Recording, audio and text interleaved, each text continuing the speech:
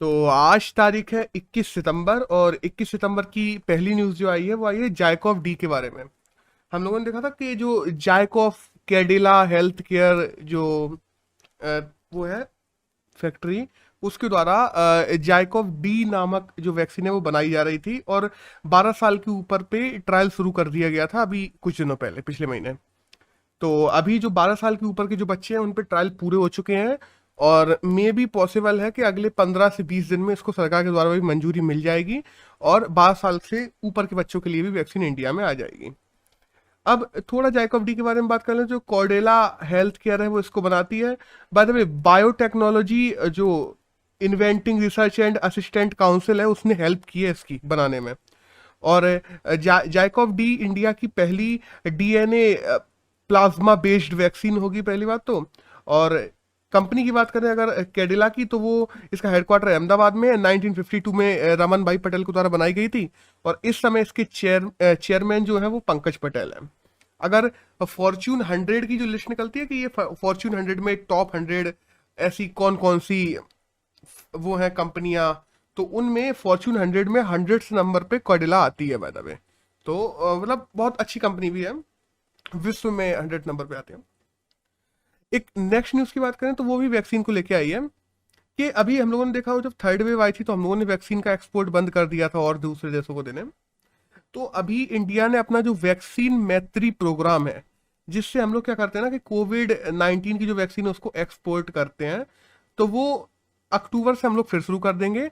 और अक्टूबर में तकरीबन 13 करोड़ ऐसी वैक्सीन हैं जो हम लोग एक्सपोर्ट करेंगे। बाद में एक्सपोर्ट की जाए तो बांग्लादेश हुए, Indonesia, UK, Malaysia, Brazil, Myanmar, हम लोग हर जगह करते हैं। एक यूके है जिसने अपन को धोखा दे दिया था कि अपन से वैक्सीन ले ली थी और बाद में कह दिया था कि नहीं हम इसको लगाएंगे ही नहीं अपने यहाँ लोगों को। बाकी के तो हर जगह लगाई गई है, ऐसी बात नहीं है। अब बात की जाए ना कि ये वैक्सीन मैत्री जैसे प्रोग्राम चलाए क्यों जा रहे हैं, तो हम देखते हैं कि यूएन यूएन की एक एजेंसी जिसका नाम है गावी, GAVI। तो गावी एक एजेंसी है जो 2000 में बनाई गई थी बाय द वे। ये इसीलिए बनाई गई थी कि जो अलग अलग बीमारियां निकलती हैं इंटरनेशनल लेवल पे, तो उनकी जो वैक्सीन आती हैं, एक देश ने बना ली तो उसको सारे देशों को देनी देनी पड़ेगी। और मतलब सबकी मदद करें, ऐसा नहीं है कि पता पड़े दूसरे देश में लोग मर रहे हैं, तुमने वैक्सीन बना ली तो अपने यहाँ लगाने में लगे हो, नहीं, तुम्हें सबकी मदद करनी पड़ेगी। तो गावी नामक एजेंसी बनाई गई थी और उस एजेंसी का भारत भी मेंबर है। और इनके द्वारा ही जो कोवैक्सीन अलायंस है, पहली बात तो वो हुई Covaxin alliance by the way Gavi और बिल मेलिंडा गेट्स जो फाउंडेशन है दोनों ने मिलकर बनाई थी। और अभी हम ये भी देखते हैं कि इसके द्वारा तय किया गया था कि 2020 तक 2020 से इसको शुरू किया गया था इस प्रोग्राम को, कि हम लोग वैक्सीन पहुंचाएंगे अलग अलग। गावी के द्वारा शुरू किया गया था कि सारे देश जो अमीर देश हैं, वो जो गरीब देश है, मतलब जो हाई इनकम देश है या जिनके पास में वैक्सीन हैं, वो मिडल और लो इनकम कंट्रीज को, ऐसी 92 कंट्रीज हैं जो मिडल और लो इनकम में गावी के द्वारा बताई गई थी कि ये है। तो उनको हम लोगों को वैक्सीन उपलब्ध करवानी थी सस्ते दरों पे या मानो फ्री में।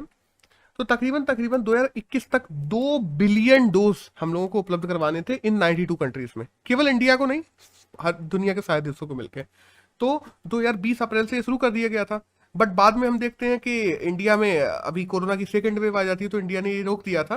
तो अब इंडिया इसको फिर से शुरू कर रहा है। तो इंडिया में इस प्रोग्राम का नाम है वैक्सीन मैत्री प्रोग्राम।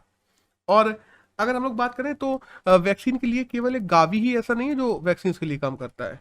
एक और है, 2017 में प्रोग्राम शुरू किया गया था जिसका नाम है कोआलिशन फॉर एपिडेमिक प्रिपरेशन इनोवेशन। ये 2017 में शुरू किया गया था। इसके तहत भी यही है कि अगर कोई बीमारी निकलती है जो इस दुनिया में अलग अलग जगह फैल रही है, उसकी वैक्सीन अगर कोई डेवलप कर लेता है, दवाइयां कोई डेवलप कर लेता है, तो वो सबको उपलब्ध करवाएगा। That's all। एक नेक्स्ट न्यूज आई है तमिलनाडु से कि तमिलनाडु ने 250 करोड़ का एक फंड बनाया है जिससे वो अपने गवर्नमेंट स्कूल के जो बच्चे हैं उनको प्रोफेशनल, अगर उन लोगों को कोर्सेज करने हैं तो उनके लिए उसमें से पैसे देगी। 250 करोड़ का एक फंड बना लिया है जिससे उन बच्चों को सहायता दी जाएगी जो पहले से मेधावी छात्र हैं, मतलब पहले से अच्छे पढ़ रहे हैं और उनको प्रोफेशनल कोर्सेज करने हैं। बाय द वे एक 7.5% का कोटा भी बना दिया गया है तमिलनाडु में कि जो हायर एजुकेशन स्टडीज हैं या जो प्रोफेशनल कोर्सेज हैं, रिसर्च सेंटर्स हैं, उनमें 7.5% का कोटा बना दिया गया है ऐसे छात्रों के लिए जो कि इस इन 250 रुपए से यूज करके और प्रोफेशनल कोर्सेज करना चाहेंगे उनके लिए, कि हाँ इतने कोटे पे तो यही लोग आएंगे। अब एक नेक्स्ट न्यूज की बात करते हैं। वो आई है रेनफॉल को लेके देखो, हम लोगों ने पिछले महीने बात की थी कि रेनफॉल तकरीबन 60% कम हुआ है, 63% कम हुआ है। डिफिकेशन जो अंतर है जितना नॉर्मल से, वो 63% कम पानी बरसा है, वो पूरा बराबर हो गया। केवल 3% कम पानी बरसा है अभी तक, ऑलमोस्ट पूरा पानी बरस चुका है जितना मानसून में बरसना चाहिए। और बाय द वे, हम बात करते हैं ना कि सितंबर से हमारा मानसून लौटने लगता है, इस बार आया भी लेट और जा भी लेट रहा है। सितंबर में लौटना चाहिए, बट सितंबर हम लोग देखते हैं कि 17 सितंबर से मोस्टली मानसून लौटने लगता है, मानसून वापस जाने लगता है और सर्दियां आने लगती हैं। लेकिन इस बार कहा जा रहा है कि 10 अक्टूबर तक मानसून बना रहेगा। अब देखो, ये जो डाटा है ना, हम देखते हैं कि हमारी मेट्रोलॉजिकल डिपार्टमेंट निकालता है कि बरसात होगी तो पानी नहीं बरस रहा है, कह रहा है बरसात नहीं होगी तो वहां झरझर झरझर मची है। देखो, लैक ऑफ डाटा हमारे पास है, पहली बात तो, जो डाटा होना चाहिए। दूसरा, कहते ना कि वेदर सिचुएशंस जो क्वालिटी है, डस्ट है, सॉइल है, ये सब चीजें इंडिया में बहुत अलग अलग जगह अलग अलग प्रकार की पाई जाती हैं, डाइवर्सिटी बहुत ज्यादा है। उस वजह से हम लोग नहीं निकल पाते। हमारे पास में सॉफ्टवेयर प्रोफेशनल्स कम है, हमारे मेट्रोलॉजिकल डिपार्टमेंट का बजट ही कम है, और दूसरा अल नीनो और ला नीनो की स्थितियां और बनी रहती हैं इंडिया में, उस वजह से इंडिया का मानसून असमान हो जाता है। तो इन सभी वजहों से हमारा मेट्रोलॉजिकल डिपार्टमेंट उतना एक्यूरेट काम नहीं कर पाता। वरना हम लोग यूके यूएस में जाके देखते हैं, वो कहते हैं आज पानी बरसेगा इतने बजे, तो बरस ही जाता है। तो इतना एक्यूरेट इंडिया का नहीं है। बाय द वे, एक नेक्स्ट न्यूज की बात करते हैं, तो वो आई है नेशनल फ्लोरेंस नाइटिंगेल अवार्ड को लेके। अब नेशनल फ्लोरेंस नाइटिंगेल अवार्ड क्या है? देखो, पहले अपन फ्लोरेंस नाइटिंगेल की बात कर लेते हैं। हम देखते हैं क्रीमिया वॉर हुई थी, उसमें फ्लोरेंस नाइटिंगेल जो थी, एक नर्स थी। उन्होंने रात में लोगों की जा जाके मदद करती थी जो घायल होते थे वॉर में, लड़ाइयों में घायल हो जाते थे, और दोनों तरफ की मदद करती थी। वो ऐसा नहीं कि एक ही तरफ के, हर तरफ के जाके सैनिकों की मदद करती थी, उनको दवाइयां करती थी, पट्टियां करती थी। तो इस वजह से ये जो अवार्ड है, फ्लोरेंस नाइटिंगेल अवार्ड, ये इंडिया में नर्सेस को दिया जाता है। तो इस बार जो ब्रिगेडियर सरस्वती हैं, तो ब्रिगेडियर सरस्वती हमारी इंडियन आर्मी में है बाय द वे, और वो नर्सिंग का ही काम करती हैं वहां पे भी, वो आंध्र प्रदेश से बिलोंग करती हैं। तो इन्होंने बहुत सारे ऐसे लोग हैं जिनकी सर्जरी की है, बहुत सारे पीस कीपिंग फोर्सेस हैं जो इंडिया में काम करती हैं, उनमें भी इन्होंने काम किया है। बहुत सारे लोगों की मदद की है, जो घायल हुए, हमारे जवान घायल हुए, बॉर्डर पर घायल हुए, इन लोगों की बहुत मदद की है। तो इस वजह से इस साल का national Florence Nightingale award 2020 brigadier Saraswati को दिया जा रहा है। एक नेक्स्ट न्यूज की बात करते हैं, तो वो आई है फ्लोरा को लेकर। देखो, इस बार हम लोगों ने फ्लोरा में तकरीबन 267 नई स्पीसीज हैं जो इंडिया में खोजी हैं, और जो कि वेस्टर्न घाट्स पे सबसे ज्यादा खोजी गई उनमें। अब हम जानते हैं फ्लोरा फाउनास, तो फ्लोरास में देखो, फ्लोरास में भी दो चीजें अलग अलग होती हैं। हम देखते हैं एंजियोस्पर्म और जिम्नोस्पर्म, हम लोगों ने पढ़ा हुआ है। एंजियोस्पर्म ज्यादातर वो होते हैं जो फ्लावरिंग प्लांट्स होते हैं, जिनके सीड्स होते हैं वो कवर्ड होते हैं। वहीं जिम्नोस्पर्म की पढ़ते हैं जो नो फ्लावर्स वाले प्लांट होते हैं, जिनके फ्लावर्स नहीं होते, और सीड्स होते हैं वो नेक्ड होते हैं। तो बेसिकली यहाँ पे एंजियोस्पर्म की बात चल रही है ज्यादातर। तो फ्लोरा में हम लोगों ने 267 नई स्पीसीज खोजी हैं जो कि एंजियोस्पर्म से बिलोंग करते हैं। और अगर हम थोड़ा बात कर लें फॉरेस्ट और इन सब की इंडिया की, तो तकरीबन 23.39% फॉरेस्ट एरिया इंडिया का फॉरेस्ट एरिया है, जिसमें सबसे ज्यादा अगर फॉरेस्ट एरिया कहा जाए तो मध्य प्रदेश का है। और मतलब एरिया वाइज मध्य प्रदेश का है, और परसेंटेज वाइज कहा जाए तो हम लोग देखते हैं कि मेघालय का सबसे ज्यादा है। वहीं 7% दुनिया की स्पीसीज हमारे यहाँ पाई जाती हैं। मैमल्स में हम लोग 7th नंबर पे आते हैं, बर्ड्स में 9th नंबर पे आते हैं, रेप्टाइल्स में 15th नंबर पे आते हैं। और ओवरऑल क्रॉप्स जो दुनिया में पाई जाती हैं, उनका 44% क्रॉप्स इंडिया में उगाई जाती हैं। मतलब वेराइटी ऑफ क्रॉप्स की बात कर रहा हूँ मैं। तो वेराइटी ऑफ क्रॉप्स में 44% वेराइटी ऑफ क्रॉप्स जो दुनिया में पाई जाती हैं वो इंडिया में उगाई जाती हैं। और बाय द वे, वर्ल्ड का एवरेज ही केवल 11% है। हम 4 गुना ज्यादा क्रॉप्स उगाते हैं, 4 गुना ज्यादा वेराइटी की। अब एक नेक्स्ट अवार्ड की बात करते हैं, तो आइए एमीस अवार्ड को देखें। देखो, हम देखते हैं ऑस्कर अवार्ड होता है मूवीज के लिए, ऐसे ही टोनी अवार्ड्स होते हैं थिएटर के लिए, थिएटर के सबसे बड़ा अवार्ड होते हैं। ऐसे ही एमी अवार्ड्स होते हैं टेलीविजन के लिए, जो टेलीविजन पे काम करते हैं उन लोगों के लिए सबसे बड़ा अवार्ड। तो इस बार का जो आउटस्टैंडिंग ड्रामा का अवार्ड मिला है क्राउन को, आउटस्टैंडिंग एक्ट्रेस का अवार्ड मिला है ओलिविया कॉलमैन को, और केट विंसलेट को मिला है आउटस्टैंडिंग एक्टर का अवार्ड। तो बस ये 3 लोगों का याद रखना है हम लोगों को, क्राउन, ओलिविया कॉलमैन और केट विंसलेट। बस ये 3 लोगों का नाम याद रखना जरूरी है कि एमी अवार्ड में इन तीनों को मिला है। एक नेक्स्ट न्यूज की बात करते हैं, तो ये छोटी सी न्यूज आई है बस रणजी ट्रॉफी को लेकर। तो हमारे बीसीसीआई ने रणजी ट्रॉफी में जो पैसे होते हैं उनमें थोड़े चेंज किए हैं। देखो अभी तक हम देखते हैं कि जो भी रणजी ट्रॉफी खेलता था उसको पर डे 35,000 रुपए मिलते थे तकरीबन तकरीबन रणजी खेलने के। अब तकरीबन 40,000 रुपए पर डे तो मिलेंगे जिस आदमी ने रणजी के 1 से 20 मैच खेल रखे हैं। अगर तुम 20 से 40 मैच खेल रहे हो तो तुम्हें 50,000 रुपए पर डे मिलेंगे। और तुम अगर खेल रहे हो 40 से ज्यादा मैचेस खेल चुके हो रंजीत के, तो तुम्हें पर डे के हिसाब से तकरीबन 60,000 रुपए मिलेंगे। तो ये रणजी ट्रॉफी के मैचेस की जो वैल्यूएशन थी, जो पैसे मिलते थे, वो थोड़े बढ़ा दिए गए हैं, दैट्स ऑल। एक नेक्स्ट न्यूज की बात करते हैं जो इंडियन एक्सप्रेस में आई है कि ग्लोबल इनोवेशन इंडेक्स 2021 का लॉन्च हुआ है। इसमें इंडिया 46 नंबर पे आ गया। इनोवेशन मतलब नई चीजें खोज रहे हो, तुम्हारे यहाँ R&D कैसा चल रहा है, इन सबको लेकर होता है। और पिछले साल बाय द वे इंडिया इसमें 48 नंबर पे था, इस बार 46 नंबर पे है। तो 2 रैंकिंग अपनी अप हुई है। एक नेक्स्ट न्यूज की बात करते हैं तो आइए ब्लैक टाइगर को लेके। अब ब्लैक टाइगर क्या है?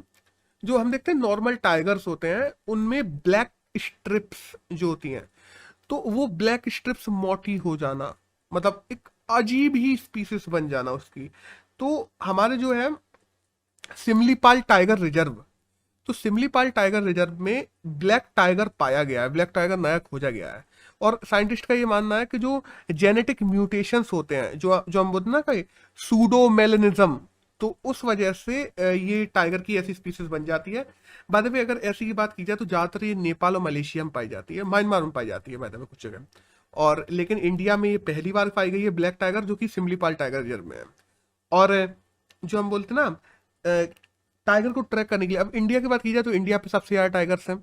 टाइगर्स में बात की जाए तो नंबर 1 पे इस समय मध्य प्रदेश है, सेकंड नंबर पे कर्नाटक है जिसमें सबसे ज्यादा टाइगर्स हैं। मध्य प्रदेश पे 526 है और कर्नाटक पे 524, मतलब 2 का ही अंतर है, ज्यादा नहीं है। पिछली बार कर्नाटक ज्यादा था, इस बार एमपी ज्यादा है। तो इस समय टाइगर स्टेट एमपी को कहा जाता है। अगर इंडिया के पास कहा जाए दुनिया के सबसे ज्यादा टाइगर्स है, मतलब हम लोगों के पास में 4,000 से ज्यादा टाइगर्स हैं जो इंडिया में हैं। और टाइगर की ट्रैकिंग के लिए हम लोग जो एम स्ट्रिप्स करके एक ऐप है, MSTRIPS, तो इसका यूज करते हैं हम लोगों ने। हजारों जो कैमरा है वो सब लगाए हुए हैं, उनसे हम टाइगर की मॉनिटरिंग करते रहते हैं लगातार। तो ये सब चीजें हमारे देश में चल रही हैं। एक नेक्स्ट न्यूज की बात करते हैं तो आई है सिक्वोया नेशनल पार्क को लेके, जो कैलिफोर्निया में है। और सिक्वोया नेशनल पार्क जो कैलिफोर्निया में है, वहां जो शर्मन नाम का एक पेड़ है बहुत बड़ा, तो उस पेड़ को वर्ल्ड लार्जेस्ट ट्री घोषित कर दिया गया है। और मतलब गिनीज वर्ल्ड रिकॉर्ड तक मिल गया उसको, इतना बड़ा ट्री है। तो शर्मन को वर्ल्ड लार्जेस्ट ट्री घोषित किया है। अब उस पेड़ का नाम शर्मन क्यों है? क्योंकि जो विलियम शेशमैन शर्मन थे, जो कैलिफोर्निया की तरफ से वॉर में लड़े थे और वहां के एक बहुत अच्छे सोल्जर थे, उनके नाम पे इस पेड़ का नाम रख दिया गया शर्मन। अब एक नेक्स्ट न्यूज की बात करते हैं, वो आई है डिजिटल एग्रीकल्चर मिशन को लेकर कि इंडिया में डिजिटल एग्रीकल्चर मिशन चल रहा है पहले से। उसमें एक चीज नई जोड़ दी गई है केंद्र सरकार के द्वारा कि हर एक फार्मर को एक 12 नंबर की यूनिक आईडी दी जाएगी, जिससे हम फार्मर्स का डाटा कलेक्ट कर पाएंगे और उनको अच्छे से मॉनिटर कर पाएंगे और सरकारी स्कीमों का उनका प्रत्यक्ष लाभ हर फार्मर तक सही तरीके से पहुंचा पाएंगे इसके लिए। तो दैट्स ऑल, इस न्यूज में तो ये था। एक नेक्स्ट न्यूज आई है कि जो चाइल्ड मैरिजेस होते हैं, देखो इंडिया में हम जानते हैं कि provision of child marriage act 2006 के द्वारा हम लोगों ने इंडिया में चाइल्ड मैरिजेस को बैन करके रखा है। बट हुआ क्या ना, हम देखते हैं राजस्थान में बहुत ज्यादा चाइल्ड मैरिजेस होती हैं। तो राजस्थान ने अभी एक बिल पारित किया है, जिस बिल का नाम है Rajasthan compulsory registration of marriage act 2021। By the way ये बिल पुराना है, इसमें अमेंडमेंट लाया है कहा जाए तो Rajasthan compulsory registration of marriage act में ये है कि अगर आपने मैरिज की है तो आपको कंपलसरी है कि आपको सरकार को बताना पड़ेगा कि हाँ आप लोगों ने मैरिज किया है। तो इसमें इन लोगों ने एक क्लॉज और जोड़ दिया है, जिसमें बाल विवाह को भी जोड़ दिया कि अगर आपने बाल विवाह भी किया है तो भी आपको सरकार को रजिस्टर करवाना जरूरी है। तो इससे तो ये लग रहा है कि जो चीज इंडिया में बैन ही है उसको रजिस्टर कैसे करेगी सरकार। और इसके लिए राजस्थान सरकार ने ये बिल पास भी कर दिया। मैडम ये बिल आए हैं, बिल को बहुत शुरू हुआ, बिल पास हो गया। तो अब सोचो एक बार, ऐसा बिल पास होना साफ साफ दिखाता है कि तुम provision of child marriage act 2006 वाले को वायलेट कर रहे हो, क्योंकि उसमें तो साफ लिखा है कि तुम 18 साल से नीचे की लड़की 21 साल से नीचे का लड़का शादी नहीं कर सकता। सिंपल सी बात है। तो इस बिल में अगर तुम कहते हो कि बाल विवाह भी हो तो तुम्हें रजिस्ट्रेशन करवाना जरूरी है, तो तुम उस बिल की अवहेलना करते हो जो केंद्र सरकार ने लॉन्च किया या जो सुप्रीम कोर्ट ने मान्यता दी है जिस बिल को। तो ओवरऑल अभी ये सब बना हुआ है, और जहां तक है आने वाले समय में ये भी माना जा रहा है कि हो सकता है कि इस बिल को राजस्थान की जो हाई कोर्ट है वहां पे दे दिया जाए, कोई पीआईएल दायर करेगा और ये बिल गिराया जा सकता है। अब देखते हैं आने वाले समय में क्या होता है। एक नेक्स्ट छोटी सी न्यूज आई है कि जो राणा ऋत्विक करके एक है, तो राजा ऋत्विक, सॉरी, तो एक राजा ऋत्विक करके एक व्यक्ति है जो भारत के 70वें चेस ग्रैंड मास्टर बन गए हैं। तो और बात करें, अपन को पता ही है फर्स्ट ग्रैंड मास्टर अपने विश्वनाथन आनंद थे, और इस समय अगर इंडियन टीम के कहा जाए तो जो कैप्टन है वो विदित गुजराती है, और इस समय भारत के 70वें ग्रैंड मास्टर राजा ऋत्विक बन गए हैं। एक नेक्स्ट न्यूज की बात करते हैं जो आई है सूर्य किरण एक्सरसाइज को लेके, कि इंडिया और नेपाल के बीच में 15वीं सूर्य किरण एक्सरसाइज शुरू हो गई है। अब सूर्य किरण एक्सरसाइज हम लोगों ने 2011 से कर रहे हैं, बाय द वे। 15वीं कैसे हुई, कई कई बार हम लोगों ने साल में 2 बार कर दी, तो 2011 से हम लोग ये कर रहे हैं। और डिजास्टर मैनेजमेंट हो गई, जॉइंट रिलीफ एक्सरसाइज हो गई, जॉइंट रिलीफ ऑपरेशंस चलाते हैं हम लोग, क्योंकि कई बार ऐसा हो जाता है कि बंगाल के फ्लड्स पहुंच जाते हैं, बंगाल में फ्लड्स आए, या मान लो उस ऊपर हिमाचल के एरिया में फ्लड्स आए तो वो नेपाल तक इफेक्ट करता है उनको, तो उस वजह से हम लोग जॉइंट रिलीफ ऑपरेशंस भी चलाते हैं कई बार। तो वो चलाने के लिए भी, डिजास्टर रिलीफ के लिए भी हम लोग ये सूर्य किरण नाम की एक्सरसाइज करते हैं, जिससे उस समय जब हम लोग ये एक्सरसाइज मिशन चलाएं तो पहले से एक्सरसाइज होगी, तो सिंपल सी बात है, प्रॉब्लम नहीं आती हमारे जो आर्म फोर्सेस हैं उनको। अब यहां से शुरू होते हैं एडिटोरियल्स। तो आज का जो पहला एडिटोरियल है वो आया है जो सामाजिक फैब्रिक है उसको लेके। देखो हुआ क्या ना अभी, देखो भारत एक, हम जानते हैं, multi religious, multi ethnic, multi regional समाज है, और यहाँ पे किसी भी प्रकार की जो हेट स्पीच है वो बहुत ही नुकसान पहुंचा सकती है हमारे सामाजिक फैब्रिक को। भारत में बहुत सारे रिलीजन है, अगर तुम किसी को भी एक को दरकिनार करोगे तो वो हमारे सामाजिक फैब्रिक को तोड़ने में बहुत ज्यादा काम करेगी। तो हम बात करते हैं ना कि right to freedom of speech and expression, जो हम लोगों को संविधान के आर्टिकल 19 के 19 क्लॉज 1 के द्वारा मिला हुआ है, उसके द्वारा हम देखते हैं कि वास्तविकता में जो पॉलिटिकल जो लीडर्स हैं हमारे, रिलीजियस लीडर्स हैं हमारे, वो लोग कई बार हेट स्पीच दे देते हैं और फिर कहते हैं कि हम, ये तो हमें आर्टिकल 19 से शक्तियां मिली हैं। बट जब कोई लीडर ऐसी स्पीच देता है तो उसका समुदाय को तोड़ने में, समाज को तोड़ने में बहुत नुकसान हो सकता है, समाज तोड़ने में बहुत बड़ा रोल निभाती है ऐसी स्पीच, और इसका बहुत नुकसान हो सकता है इंडिया को। अभी हुआ क्या, एक है मार जोसेफ कलंगर या कलंगत, सॉरी अगर मैं गलत प्रोनाउंसिएशन कर रहा हूं तो ये एक चर्च के फादर है तमिलनाडु में।